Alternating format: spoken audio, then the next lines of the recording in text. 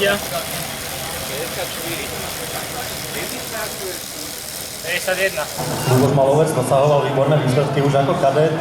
Bol som s ním ako vedúci výpravy na pretekoch Tour de Belgrade v Srbsku a tam mi skončil v jednom etape druhý. Minúta 30 do startu.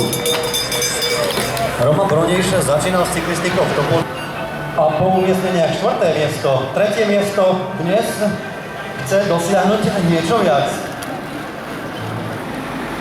Filip Taragel začínal v Bratislave Prahovou cyklistikou. Tomáš Harald. Jeho čas 1.18.27.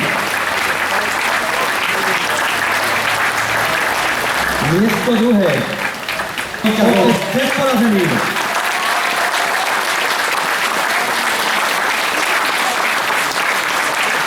Určite som chcel zabojovať o víťazstvo, lebo som vedel, že na Slovensku tých časovkárov nie je toľko.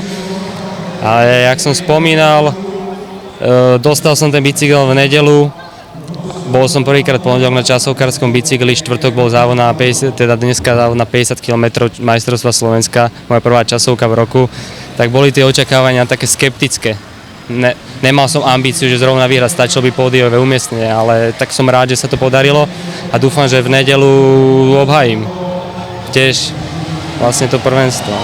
Tak ja som vyšteloval aj formu, váhu, všetko. Som sa pripravil na ten kopcovitý terén, nakoľko má 62 kg, asi najlepšia váha za posledné 4 roky, tak uvidíme. Očakávania sú také, že tiež pódiové umiestnenie. Ako súperi budú určite silní, dúfam, že teda Juraj Belan sa zotaví z toho pádu. Nie? Tak, to som celkom zaskočený, lebo som počul, že padol vlastne v tej točke doľava, čo vynášala. Aha. Tak uvidíme. A určite bude ťažké.